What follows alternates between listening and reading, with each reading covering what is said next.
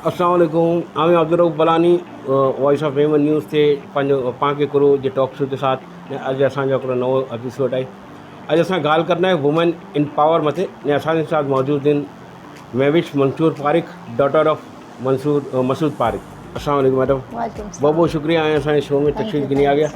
Madam सबसे पहले तो ये बताएं, ये ज़ैनब रिहेबिलिटेशन सेंटर उसको आप देख रही हैं और ये एक स्पेशल बच्चों का इंस्टीट्यूट है, और थोड़ा सा ब्रीफ थोड़ा सा बता दें हमारे नाज़रीन देखने वालों के लिए कि ये है क्या। तो ये ज़ैनब रिहेबिलिटेशन सेंटर जो है 2003 से चल रहा है, जो कि मेरे फादर का जो है ड्रीम था कि कुछ इन बच्चों के लिए करना है जो मेंटली या फिज़िकली डिसेबल्ड हों। तो फिर उन्होंने 2003 में जो है ये ज़ैनब रिहेबिलिटेशन ओपन किया। अब यहाँ पे जो है सारी तमाम फैसिलिटीज़ भी फ्री हैं, जिसके अंदर इनकी थेरेपीज़ होती है वो फ्री हैं, एकेडमिक्स फ्री है, स्पोर्ट्स वगैरह जो भी तमाम चीज़ें, backpack supplies, pick and drop services, बहुत तमाम जो भी चीज़ है वो सब फ्री है। इसमें सबसे मज़े की बात जो लगती है वो ये है कि यहाँ पे कोई डोनेशंस या चैरिटी वाली कोई भी चीज़ नहीं है। Whatever we do it on our own. थोड़ा सा मैं इसमें अभी भी वो रह गया सिनेरियो कि ये बच्चा कैसा बच्चा होता है जो आपके पास आता है, ताकि हमारे देखने वालों को स्पेशल चाइल्ड काफ़ी चीज़ों में यूज़ होता है वर्ड, तो थोड़ा सा क्लियर कर दें उर्दू में ताकि हमारे लोग समझ सकें इसको। अच्छा, हमारे पास जो है जैसे जहनी और जिस्मानी माजूरियाँ होती है, जैसे आप देखते हैं कि व्हील चेयर पे होते हैं, और इसके साथ साथ जो है इनके जो डायग्नोसिस होते हैं उसके ऊपर हम काम करते हैं, जिसके अंदर IDD, down syndrome, CP, cerebral palsy, slow learners वगैरह, ये तमाम कैटेगरीज़ हैं जिनको हम कवर करते हैं। और इसके अंदर चाहे जहनी माजूरी हो या जिस्मानी माजूरी हो, उसके हिसाब से हर बच्चे का जो है हम प्लानिंग बनाते हैं, जो कि पूरा हमारा सिस्टम पर होता है। उसके हिसाब से हम हर बच्चे को प्लान करते हैं। और कितने बच्चों की कैपेसिटी आपके पास? 150। और अभी एग्जिस्ट 150 हैं आपके पास? जी, यानी 125 इस वक्त चल रहे हैं, क्योंकि मैं आफ्टरनून में और मज़ीद हम लोग एक न्यू प्रोजेक्ट पे काम कर रहे हैं कि जैसे ही हम इन बच्चों को मुझे नॉर्मलाइज़ करना है सोसाइटी के अंदर। जैसे आप जानते हैं इन बच्चों के लिए एक्सेप्टेंस नहीं होती है, फैमिलीज़ के अंदर, मुआशरे के अंदर अवेयरनेस नहीं है। कितने बच्चे ऐसे रुल रहे होंगे जिनके माँ बाप को यही नहीं पता कि उनके साथ कोई डिसेबिलिटी भी है।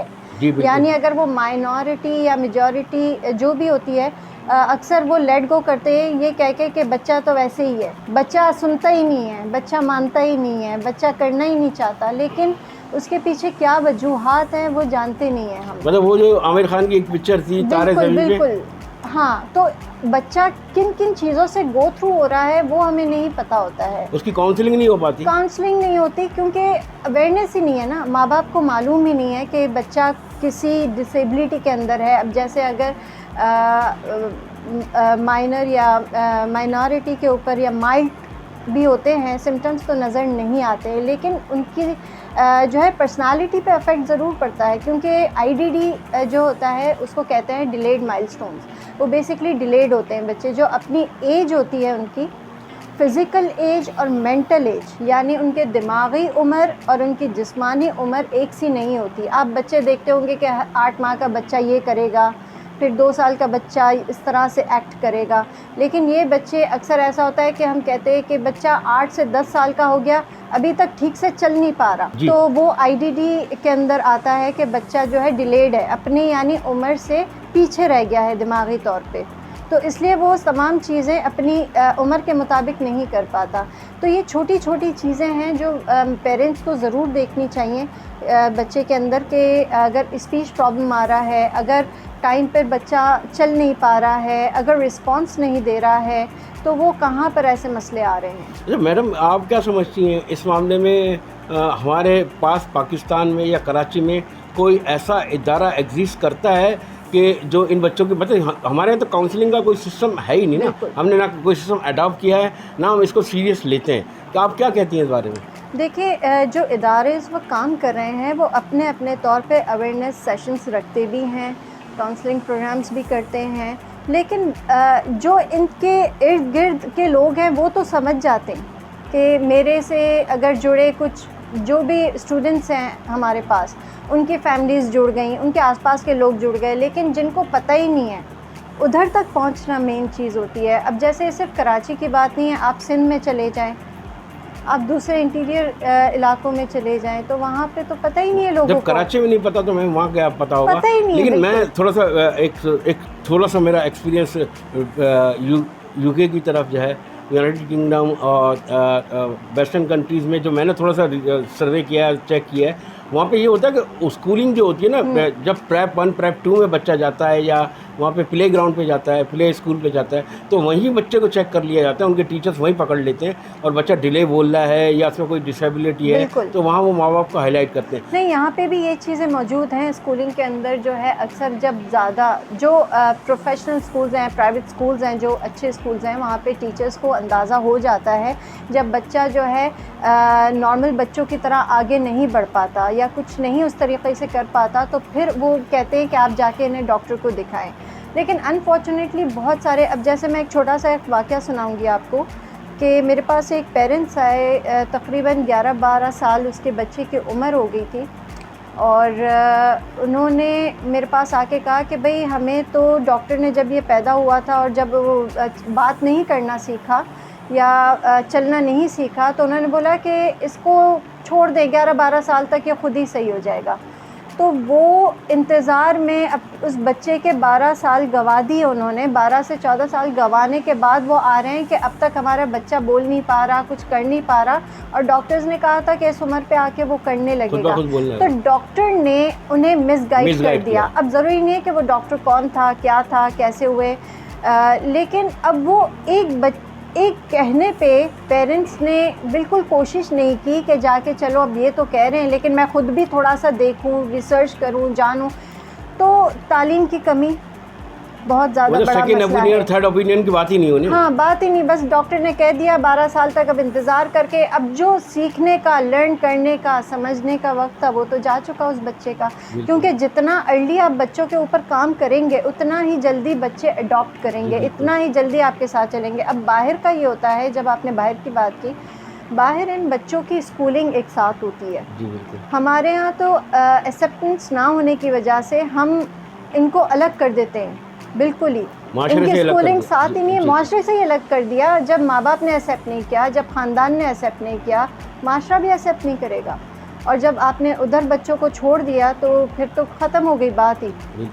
तो फिर बच्चे या तो गली कूचों में ही आपको मिलेंगे या तो फिर इसी तरह से वो अपनी ज़िंदगी गुजारते हैं और बड़े भी हो जाते हैं। लेकिन अब की जो जनरेशन है उन्हें समझ आ रही है, अवेयरनेस है कि किस तरह से इन बच्चों को लेके चलना चाहिए, तो आगे की जनरेशन बहुत काम करेगी इंशाल्लाह। तो आपको क्या लगता है मैडम, आपके पास एक 150 बच्चों की कैपेसिटी, आपके पास से एक लाइन लगी होगी एप्लीकेशंस की? बिल्कुल, हमारे पास जब आते हैं तो 4-4, 5-5 साल से लोग जो है होते हैं, लेकिन हम कहीं ना कहीं रिस्ट्रिक्ट इसलिए हो जाते हैं कि चूँकि आपको पता है कि हम लोग काम करते हैं क्वालिटी के ऊपर ज़्यादा।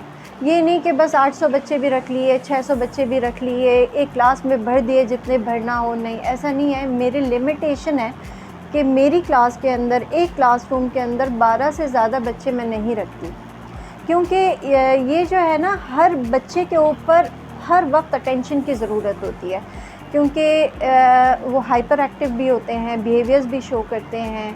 तो जो है इसलिए बच्चों को ज़्यादा कैपेसिटी के साथ रखना मुनासिब नहीं होता। और हर क्लास के अंदर 2 से टीचर्स लाजमन खड़े रहते हैं, 2-3 बच्चों के ऊपर। जो टीचर होते हैं उनकी ट्रेनिंग अलग होती है? जी, हमारे पास जो है स्पेशल एजुकेटर्स भी हैं, टीचर्स भी हैं, फिर हेल्पर टीचर्स भी होते हैं, तो थेरेपिस्ट भी होते हैं जो कि फ़िज़ियोथेरेपिस्ट है, साइकोलॉजिस्ट हैं, स्पीच थेरेपिस्ट हैं, ऑक्यूपेशनल थेरेपिस्ट हैं। तो उससे क्या होता है कि फ़ाइन मोटर हो गया, ग्रॉस मोटर हो गया। फ़ाइन मोटर कहते हैं जब आप माँ बाप के लिए बात है कि जब आप लोग देखते हैं कि बच्चा पेंसिल भी नहीं होल्ड कर पा रहा है, एक तो होता है ना ग्रिप नहीं आ रही है बच्चे के अंदर, that is called fine motor. तो उसका फाइन मोटर में जब प्रॉब्लम आता है और अगर आपको उधर ही लग रहा है कि बच्चा तो कुछ होल्ड ही नहीं कर पा रहा, तो मस्ट जाके चेक करवाएं कि उसका फाइन मोटर क्यों नहीं काम कर रहा है। तो यकीनन कहीं ना कहीं प्रॉब्लम कर रहा है बच्चा, इसका मतलब है। या इसे कहते हैं ग्रॉस मोटर, पूरा जब होता है दिस इज़ ग्रॉस मोटर। तो अगर ग्रॉस मोटर काम नहीं कर रहा, फाइन मोटर काम नहीं कर रहा, तो जाके चेक कराएं, तब उसको ओटी की ज़रूरत है। तो ओटी के थ्रू आप उसकी जो है ग्रिपिंग बेहतर कर सकते हैं, तो वो आहिस्ता आहिस्ता बच्चा फिर नॉर्मलाइज होता जाएगा। ये जो 150 बच्चे आप मतलब आप अपने इस जगह पे वहाँ पर इतनी कैपेसिटी नहीं है और इतना आप मैनेज नहीं कर पाती, ये भी सही बात है। लेकिन ऐसा अगर हमारे देखने वाले कुछ ऐसे लोग भी हो सकते हैं जिनका इंटरेस्ट हो कि भाई वो इसमें पार्टिसिपेट करना चाहते हैं, या अगर आप लोग इसको एक्सटेंड करना चाहते हैं, ऐसा कोई आपके फ्यूचर प्लान में है? देखिए, अगर इंशाल्लाह मौका मिला तो हम लोग अपने ओन पे ज़रूर करेंगे इसको, इसकी ब्रांच कर देंगे या इसको ही बड़े लेवल पे लेके जाएंगे इंशाल्लाह। देखिए, रुकना तो है ही नहीं ना, कहीं आगे तो बढ़ना ही है, जितने ज़्यादा बच्चों को फैसिलिटेट कर सके। देखिए, हमारा तो एम पहले दिन से ये है कि जो बच्चे अफोर्ड नहीं कर सकते, जो स्लम एरियाज़ में हैं, जो कहीं ना कहीं फ़ीसेस नहीं दे पाते हैं, तो उनके लिए ही हम ज़्यादा से ज़्यादा कोशिश करते रहते हैं कि हम उनको जो है फैसिलिटेट करें। इसके लिए हमसे जो पॉसिबल होगा करेंगे, लेकिन बात वहीं पे आ जाती है कि हम डोनेशंस और चैरिटी के ऊपर काम नहीं करते। तो इंशाल्लाह अगर अल्लाह ने हमें इतना कर दिया कि हम खुद ही इसको एक्सटेंड करके लेके चलेंगे तो ज़रूर इसको करेंगे। अच्छा, मैं वही सवाल मेरा आ गया कि देखिए कुछ लोग ऐसे होते हैं जो साइलेंटली काम करना चाहते हैं और ऐसे ही ऑर्गेनाइजेशन या ऐसा जगह ढूंढ रहे होते हैं कि यार सही जगह पे हम इन्वेस्ट करें ताकि वो हमें आखिरत में काम आए। तो ऐसी कोई आप कोई लोगों को बताना चाहेंगे कि ऐसा कोई है, स्पेस है आपके पास कि अगर कोई आपके साथ जॉइंट होना चाहे? या देखिए, एज अ वर्कर तो आ सकते हैं, लेकिन वही बात हो गई कि डोनेशंस के लिए तो मेरे फादर मतलब बहुत ज़्यादा पर्टिकुलर है, रिस्ट्रिक्टेड है हम लोग बहुत ज़्यादा, और उनके रूल्स को ही हम फॉलो करते हैं। कि चाहे एक बात जब मैंने ज्वाइन किया था तब मेरे फादर की एक बात उन्होंने मुझे जो बहुत अहम बात कही थी कि चाहे डोनेशन एक पैनी का हो या चाहे करोड़ों का हो, डोनेशन नहीं लेना। हाँ, ये है कि कोई खोलना चाहता है, उसके लिए हम लोग अवेलेबल है कि हम आपको हेल्प आउट करेंगे, आपका इदारा खोलने में सपोर्ट करेंगे, हमारी फैसिलिटीज़ आपको विजिबिलिटी बना के दे देंगे। बिल्कुल, आपको हेल्प आउट ज़रूर कर सकते हैं, लेकिन वो हमारा नहीं होगा, वो फिर आप ही चलाएं, आप ही करें। हाँ, आपको हम पूरा बना के दे सकते हैं, हेल्प आउट कर सकते हैं, आपको सारी हमारे पास आएँ, हमें सर्वे करें, हमें जो है टूर करें स्कूल को, तो बिल्कुल। लेकिन ये कहने की बात आसान है, थोड़ा सा हम भी वेलफेयर से जुड़े रहते हैं, तो ये स्केच बन जाना और फिर इस पर ऐसे जाके, ये कोई मजाक नहीं है, मजाक नहीं ये है। बिल्कुल मतलब जिसको जुनून हो वही कर सकता है, बाकी कोई आम आदमी नहीं कर सकता। तो आपको फीमेल होने पे और ये काम करने पे सलाम है। अल्लाह पाक आपको, आपकी फैमिली को दुनिया में भी इसका अजर फरमाए, अता फरमाए, और आखिरत में भी इसका अजर अता फरमाए। अच्छा, दूसरी हम बात करते हैं, अब आ जाते हैं वुमेन इन पावर पे।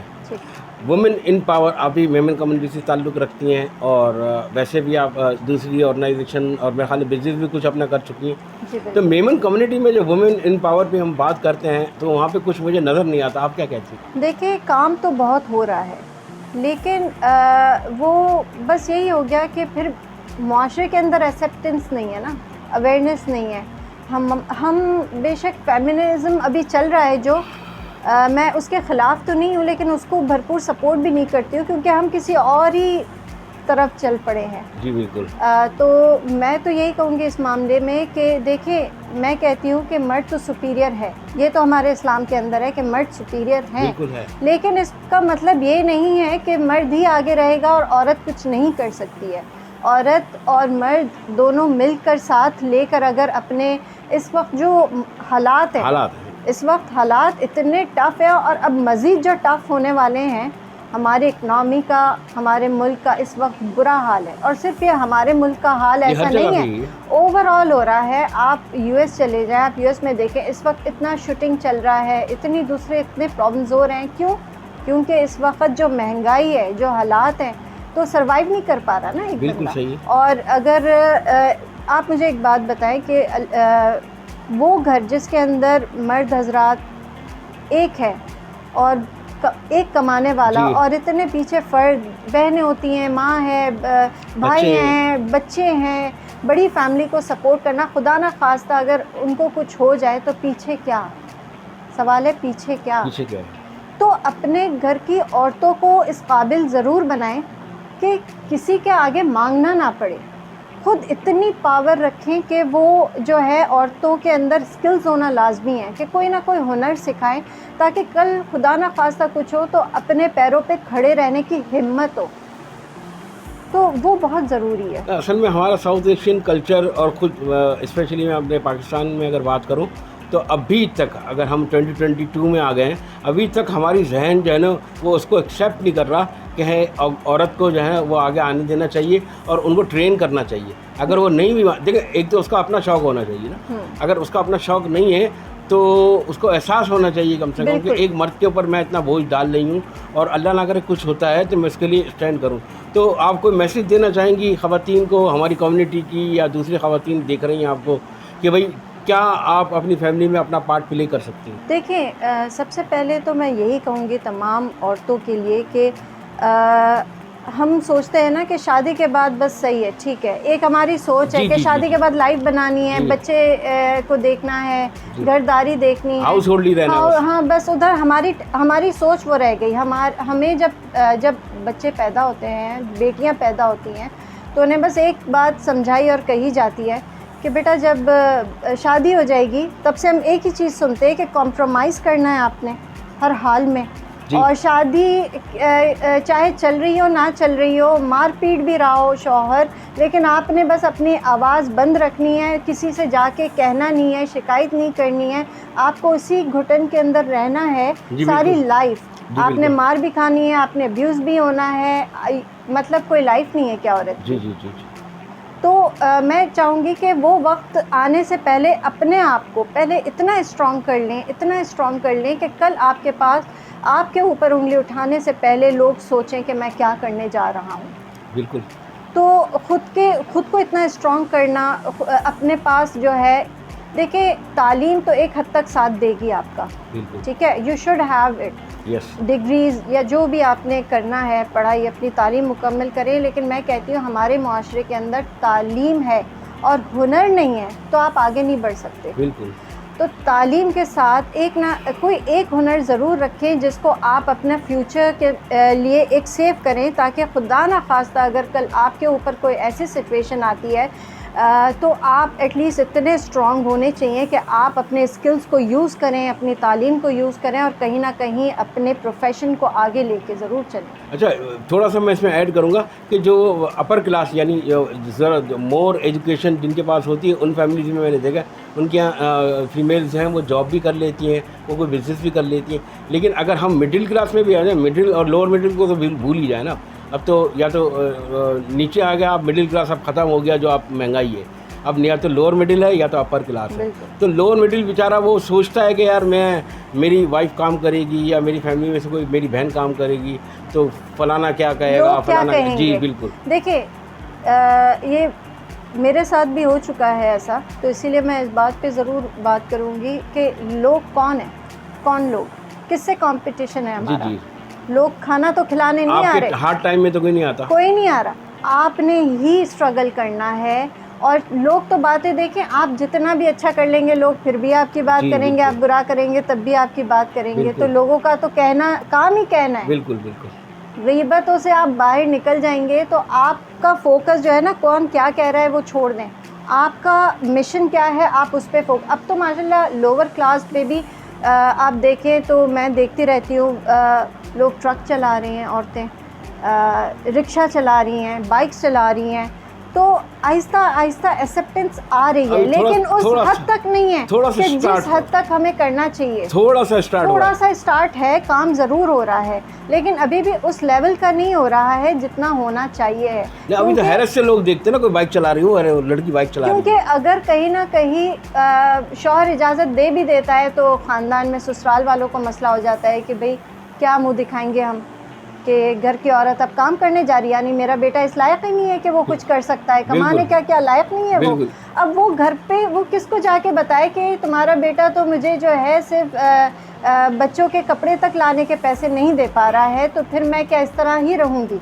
सवाल है क्या इसी तरह रहना है हमने आगे बढ़ना है। तो खुद की चीज़ों और ज़रूरियात को मद्देनज़र रखते हुए घर बैठ के काम करें, बाहर जाके काम करें, कुछ भी करें, लेकिन करना लाजमी है। और अगर एक काम करने के लिए आप अगर जद्दोजहद करते भी हैं, तो मैंने जैसे आपसे पहले कहा कि काम को अगर ज़िद बनाएंगे तो लोग क्या कहते हैं फिर फ़र्क नहीं पड़ेगा, फिर वो आपका काम होगा और आपका मिशन होगा कि आपने वो अचीव करना है। अब देखिए, एक हम प्रोजेक्ट या कोई भी एक काम करने जाते हैं तो अक्सर होता है हर्डल्स आती हैं, आप इस तरफ से जाएंगे इधर से हर्डल आएगी, आप उधर से जाएंगे इधर से हर्डल जी आएगी, बिल्कुल। हर्डल्स आती हैं। लेकिन एक अगर आपकी ज़िद होगी ना उस काम के ऊपर, तो वो आपकी ज़िद कहीं ना कहीं आपको अपने काम में कहीं ना कहीं आपके साथ चलेगी और आपको किसी ना किसी जगह पे ज़रूर खड़ा रखेगी कि आपको फिर किसी से मांगने की ज़रूरत नहीं होगी किसी टाइम पे। बहुत बहुत अच्छी बात कही आपने। अब एक जो हमारा टॉक शो का नाम भी है पांके करो, पांके उर्दू करो, में कहते हैं मुझे पांके क्या। करो। अब आप मुझे ये बताएं कि एक थोड़ा सा सिनेरियो, ये मतलब हम माने या ना माने है हकीकत, हकीकत लेकिन ही हमारा है। कहना ये है कि हम ये कहना चाहते हैं इस शो के तवस्सुल से कि भाई हाणे पांके करो नहीं करनो, जो पोते जो पार्ट अदा पाण प्ले करी सघूं था पंहिंजी क़ौम लाइ, पंहिंजी कम्युनिटी लाइ, बिल्कुल। पंहिंजे रिश्तेदार लाइ, कोई लाइ बि, तो उनके पास कर्ज ही ना कि भाई अब्दुल रऊफ़ करी रहियो आहे त करी रहियो त करन ॾिए पांके करो। पाउ पोते जो पार्ट किते भी विनीन है, यानी हर इंसान जे अंदर हुनो खपे।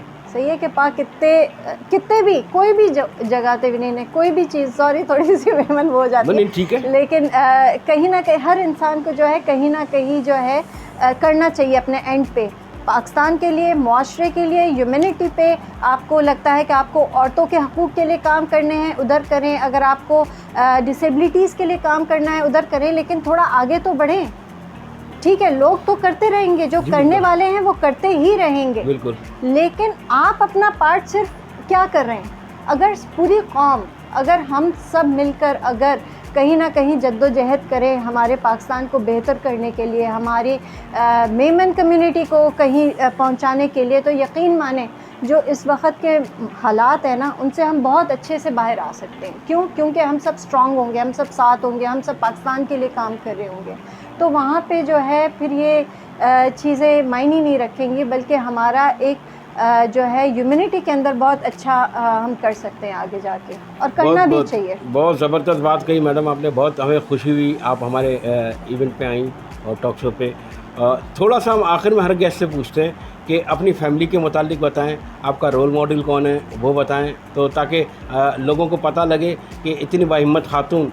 देखिए, मैं अपने देखने वालों से एक बात ज़रूर कहना चाहूँगा कि ज़ैनब रिहैबिलिटेशन सेंटर ये हमारी महविश साहिबा जो चलाती हैं, ये कोई आसान काम नहीं है। अगर आप जाना चाहें वहाँ विज़िट करें। स्पेशल बच्चों के, नॉर्मल बच्चों को स्कूल में काम करना बहुत मुश्किल होता है, तो ये एक स्पेशल बच्चों का स्कूल चला रही हैं और इतना बड़ा इदारा चला रही हैं और फ्री ऑफ कॉस्ट चला रही हैं। मतलब पैसे भी इनके हैं, मेहनत भी इनकी है, टाइम भी इनका है, और सिर्फ़ अल्लाह की रज़ा के लिए कर रही हैं, इंसानियत की खिदमत के लिए कर रही हैं।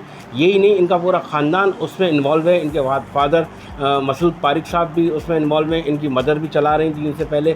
तो ये एक बहुत बड़ी हमारे लिए, और मैं तो बोलता हूँ मेमन कौम के लिए ये बहुत ही फ़ख्र और शान की बात है। तो थोड़ा सा अपनी फैमिली के मुतालिक। जी बिल्कुल, फैमिली के साथ भी आते आते ज़ैनब के हवाले से एक और बात करनी चाहूँगी। जब यहाँ पे हम बात कर रहे हैं तो एक छोटी सी बात है कि आफ्टरनून के अंदर एक न्यू प्रोजेक्ट के ऊपर मैंने काम किया है। जब हम वुमेन एम्पावरमेंट के ऊपर बात कर रहे हैं तो उधर से ही आपको बताना चाहूँगी कि इस वक्त के जो हालात हैं, इसके अंदर जब हम इन माजूर बच्चों के लिए काम कर रहे हैं, उधर ये मेरा एक प्रोजेक्ट जो कि स्टार्ट हो चुका है इंक्लूसिव सेटअप के नाम से। तो इंक्लूसिव सेटअप होता क्या है वो बताती चलूँ कि हम जो है डिसेबल्ड, डिफरेंटली एबल्ड जिसको अब कहा जाता है, हम स्पेशल वर्ड यूज़ नहीं करते अब टर्म, तो डिफरेंटली एबल्ड और जो नॉर्मली जिस तरह से हमारे बच्चे होते हैं, उन दोनों को एक साथ तालीम दी जाए, that is called inclusive setup. तो इंक्लूसिव सेटअप के अंदर अब हम कोर्सेज़ को, वैसे आफ्टर्नशिप के अंदर वोकेशनल डिपार्टमेंट्स वगैरह तो हमारे चल ही रहे थे, लेकिन अब हम इंक्लूसिव सेटअप को लेके चल रहे हैं कि वो बच्चे जो कि अफोर्ड नहीं कर सकते हैं ना बाहर के एक्सपेंसिव कोर्सेज़, आपको पता है कितने एक्सपेंसिव होते हैं कोर्सेज़, तो उन बच्चों के लिए हमने ये कोर्सेज़ स्टार्ट किए जो कि बिल्कुल फ्री हैं। इनके हम उन्हें सर्टिफाइड करेंगे, उन्हें डिप्लोमा देंगे। थोड़ा सा शॉर्ट में नाम बता जी, जिसके अंदर इस वक्त रनिंग के अंदर हमारा हेयर एंड मेकअप चल रहा है, हेयर एंड मेकअप चल रहा है। आगे कंप्लीट ब्यूटी कोर्सेज भी हैं, कॉस्मेटोलॉजी जिसको कहा जाता है। साथ ही साथ फ़ैशन डिज़ाइनिंग का पूरा मेरा एक फ्लोर रेडी हो रहा है ऊपर। उधर हम फ़ैशन डिज़ाइनिंग के ऊपर जितने भी डिपार्टमेंट्स काम करते हैं फ़ैशन के अंदर, वो काम करेंगे। साथ ही साथ लेदर गुड्स या जो भी XYZ हमारे लाइंड अप हैं कोर्सेज़, उनको हम लेके आ रहे हैं, जिसके अंदर ये फैसिलिटीज़ इस वक्त जो रनिंग में मेरे पास 12 से 14 नॉर्मली बाहर की बच्चियां हैं और 5 बच्चियां ज़ैनब रिहैबिलिटेशन सेंटर की ही हैं जो इस वक्त हेयर एंड मेकअप सीख चुकी हैं और अपना ऑलमोस्ट कोर्स कंप्लीट कर दिया है उन्होंने। अब ये कहने की बात है ना कि हमने अपनी तरफ से हमारा पार्ट अदा किया कि हमने कुछ बच्चों को ऐसी स्किल्स सिखा दी कि अपने फ्यूचर उनके लिए सिक्योर कर दिया जी हमने, बिल्कुल। ताकि वो कहीं ना कहीं जाके अपनी जॉब के हवाले से कहीं ना कहीं मेकअप का आपका पता है फील्ड बहुत जी। बड़ी है, तो कहीं ना कहीं वो अपने आप को चला सकती है, सेटल कर सकती है। अगर फैमिली इजाज़त बाहर जाके नहीं दे सकती तो अब तो घर बैठ के भी आप जो है पार्टी मेकअप्स और ब्राइडल मेकअप्स वगैरह कर लेते हैं, तो घर बैठ के भी कमाया जा सकता है। तो उनके लिए एटलीस्ट एक हमने सिक्योर प्लेटफॉर्म आपको दे दिया। इसी तरह और मज़ीद कोर्सेज़ आएंगे जहाँ पे मेरे लिए जेंडर मैटर नहीं करता, लड़कों को सीखना है लड़के आएँ, लड़कियों को सीखना है लड़के हैं, तो उनकी एज जो है 14 साल से 22 साल की उम्र मैंने रखी है, क्योंकि ये वो एज है जहाँ पे बच्चे लर्निंग उनकी अच्छी होती है, तो वो किसी भी स्किल्स को अच्छे से लर्न कर लेते हैं। फिर वो आहिस्ता आहिस्ता जब उन फील्ड के अंदर रहते हुए अपने आप को ग्रूम करते रहते हैं और फिर आहिस्ता एक दिन जो होता है वो कहीं अच्छी जगह वो जॉब कर सकते हैं, ताकि फ्यूचर में उनका फ्यूचर शादी के बाद भी उन्हें पता है कि उन्हें अब क्या करना है। अगर कोई खुदा ना खास्ता अल्लाह ना करे कि किसी बच्ची के साथ कोई इस तरह के मसले हो जाएं तो वो अपने लिए काम कर सकती है। फिर बहुत बहुत अच्छी बात है और ये मेरे ख्याल है एक गुड न्यूज़ है हमारे देखने वालों के लिए भी। तो ये आप इनको फॉलो करें महविश साहिबा को, और इनके जो इस बारे में नॉलेज लेनी इंशाल्लाह हम इनके नंबर्स भी और जो इनका वोकेशनल इंस्टीट्यूट खुलने वाला है उसका नाम भी आपको बताएंगे और इंशाल्लाह आपको लिंक भी भेजेंगे। तो अपनी फैमिली जो है देखिए, मैं तो बचपन से ही मेरे फादर और मदर के जो as a social worker they been working, तो मैं उन्हें देखती रही हूँ। और वो कहते हैं ना, जैसे आप बड़े होते जाते हैं पहले तो समझ नहीं आती है कि ये क्या हो रहा है, क्यों कर रहे हैं क्या, लेकिन एक टाइम ऐसा आता है कि आपको अंदाज़ा भी नहीं होता कि वो सारी चीज़ें आपके अंदर आ चुकी होती हैं, क्योंकि आप बचपन से वो देखते रहते हैं और वो चीज़ों को अडॉप्ट कर रहे होते हैं। तो जिस तरह आप ख़ुद की हमारी ग्रोथ हो रही होती है, इसी तरह वो तमाम चीज़ें भी आपके अंदर जा रही होती हैं। और कहीं ना कहीं फ़ादर भी इस्लाह कर रहे होते हैं कि भाई ये ऐसे नहीं करना है, ऐसे करना है, यूँ नहीं होना चाहिए, ऐसे होना चाहिए। तो वो तमाम चीज़ों को देखते हुए ज़ाहिर है तब अब इस एज पे जब ज़ाहिर है मेरे फ़ादर की अब एज हो रही है या मदर अब हर जगह पे नहीं पहुंच सकती हैं, तब मुझे होता है कि नहीं, अब मुझे जो है थोड़ा सा इनको हेल्प आउट करना चाहिए इनके कामों में। हमारे फ़ादर का तो आपको पता ही है, और साथ ही साथ सिर्फ ये इदारा नहीं बल्कि we have orphanages in Islamabad as well, तो वहाँ पे भी यतीम खानों के अंदर वो बहुत बढ़ चढ़ के रोल अदा करते हैं कि आज तक मैंने शायद मेरे फ़ादर को मेरे बच्चों के साथ रैकेट खेलते हुए नहीं देखा, लेकिन जब वो इन बच्चों के साथ होते हैं तो भूल जाते हैं कि वो क्या है, वो उनके साथ रैकेट्स खेलते हैं, उनके साथ तमाम चीज़ें करते हैं। तो बहुत इंस्पिरेशन मिलती है उनसे, हमें मोटिवेशन मिलती है कि भाई जब इस एज में ये इतना मतलब दिल लगा के और जज्बे से काम करते हैं तो हम क्या हैं, हम तो कुछ तो थोड़ा सा भी अब उनकी तरह हम बन के कुछ कर सके तो हमारे लिए बायस फ़ख्र होगा। साथ ही साथ जो है अब जैसे वुमेन एम्पावरमेंट के ऊपर बात की आपने, तो मेरी फैमिली में तो सपोर्ट करते हैं मेरे फादर कि भाई करें, आप अपना बिज़नेस करें। अब भी मुझे भी कहते हैं कि नहीं, साथ साथ काम भी करो, अपने बिज़नेस भी करो, ऐसा नहीं कि एक चीज़ पे लगे रहना है, दूसरे कामों में भी हाथ दो। तो वो मुझे खुद भी गाइड करे होते हैं, बल्कि बिज़नेस भी बता रहे होते हैं, ऐसे नहीं ऐसे करो, ये वाला बिज़नेस करो, न्यू जो भी आपका है कि आजकल ये कर लिया जाए। बल्कि मेरी सिस्टर है वो भी अपना ब्रांड चला रही है मीर ज़री के नाम से, एक और ब्रांड चलाती रही है अनाबिया स्टोर के नाम से। इसी तरह मेरा भाई और उसकी वाइफ भी काम करते रहे मंटो के नाम से। मेरी जो दूसरी सिस्टर है she is a makeup artist. तो अल्हम्दुलिल्लाह हम लोग सब कहीं ना कहीं अपनी फील्ड के अंदर काम कर रहे हैं। तो अल्हम्दुलिल्लाह पेरेंट्स का बहुत सपोर्ट है। अगर मेरे ख़्याल से पेरेंट्स सपोर्ट ना हो तो बंदा जो है उस हद तक आगे नहीं जा पाता। लेकिन अल्हम्दुलिल्लाह उन्होंने जो है इतनी हमें अपॉर्चुनिटी दी है कि हम आगे बढ़ें, हमें सपोर्ट किया, हमें सही और गलत कामों के लिए हमें गाइडेंस दी कि किस तरह से हमें आगे कौन सा काम ठीक है, करना चाहिए, नहीं करना चाहिए। तो ये घर से बहुत सीखता है इंसान। बहुत बहुत शुक्रिया, बहुत अच्छा लगा। मुझे ऐसा लगा ही नहीं, इतनी देर मैंने आपसे बात की, मुझे नहीं लगा कि मैं किसी का इंटरव्यू कर रहा हूँ। मुझे ऐसा लगा कि कहीं बैठ के आराम से नॉर्मल किसी से बात कर रहा हूँ। तो बहुत बहुत शुक्रिया। कुछ अगर कहना चाहें हमारे शो के बारे में? बहुत अच्छा लगा, थैंक यू सो मच पहले तो कि आपने मुझे पांके क्रो में जो है इनवाइट किया। इंशाल्लाह जो है जब भी आपको ज़रूरत हो हम इधर हाज़िर हैं। आपको किसी भी डिसेबिलिटी के ऊपर, ये एक लंबी बात है और अलग ही पूरा एक मुख्तलिफ टॉपिक है, इंशाल्लाह मैं चाहूँगी कि उसके ऊपर भी हम इंशाल्लाह किसी दिन ज़रूर शो करें। बिल्कुल। मैं आपको एक चीज़ अपने प्लेटफॉर्म से ही बता दूं, बिला किसी लालच, बिला किसी उजरत ज़ैनब रिहैबिलिटेशन सेंटर के लिए हमारे तरफ से कोई भी आपको मदद की ज़रूरत है, कोई चीज़ आपको चाहे कोई डॉक्यूमेंट्री बनवानी हो, हमारी फुल फ्लैश सपोर्ट आपके साथ है। तो बहुत बहुत शुक्रिया। Thank you. देखते रहिए पांके क्रो, और ये जो मेमनू का हमारे जितने भी चैनल्स हैं वो उसके मैं हमेशा कहता हूँ कि हमारी लिमिटेड ऑडियंस हैं, तो आप लोग लाइक करें, शेयर करें और सब्सक्राइब करेंगे तो हमारी हौसला अफजाई होगी। और बाकी ना रहियो पांके क्रो। Thank you.